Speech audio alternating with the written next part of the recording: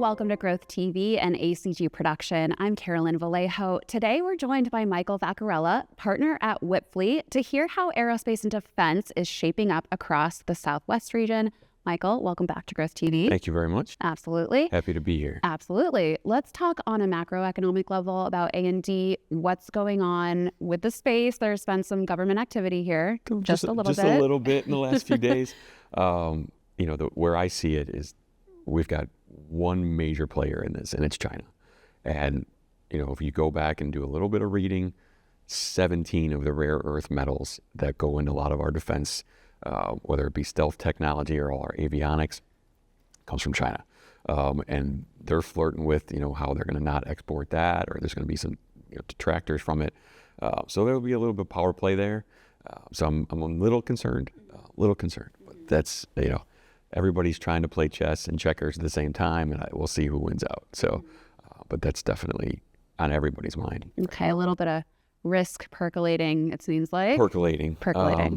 But on the flip side, war is good for most of the defense contract side. So we've got Israel, we've got Ukraine, we've got looming Taiwan, which we've been, concerned about over the last few years, and what's going to happen there. And obviously the trade tariffs, I'll throw that into the mix. What will happen, we get to see. We'll watch it very closely. Yes. Let's zoom in a little bit, though, to the Southwest region, because you're based in Arizona. Sure. Tell me what's going on locally. Love Arizona by far. One of the reasons why I moved out of Chicago to go there.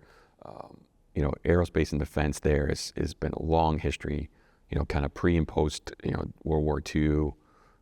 The amount of bases that were put in Arizona and drove the economy there has really dictated what Arizona looks like. Actually, the government owns more land than private down in Arizona. So the bases are great. Luke Air Force Base, we're actually not far from there.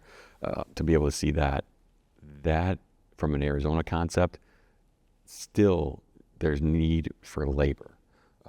The amount of people that are, I think they're short, I want to say 40,000 people in what they really, really need. So is that going to come out of Arizona? Is that going to come out of, I'll say, cross-border, H-1B visas, what's going to be? But that is a huge economic factor for Arizona. And honestly, we're going to run out of water if we got to bring that many more people in there.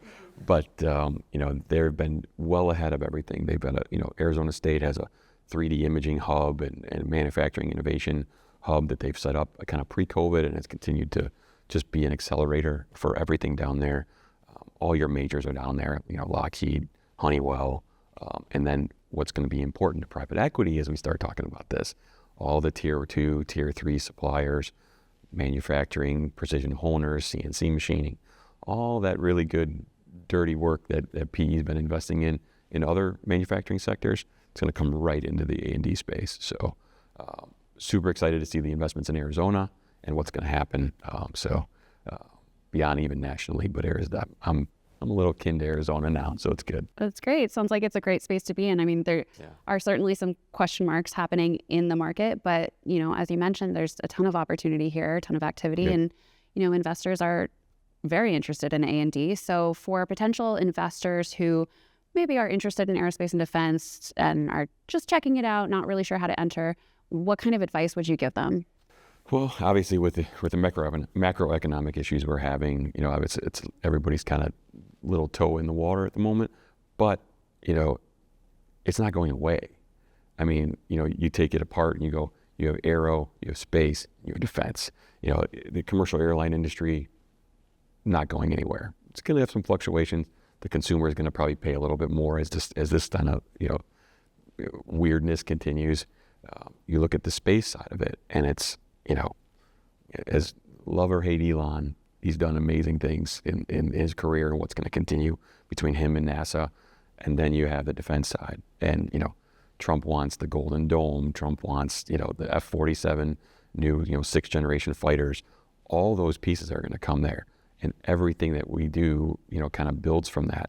All those little machining shops and all the repair and maintenance shops, those are going to be a big portion of what PE will be looking at.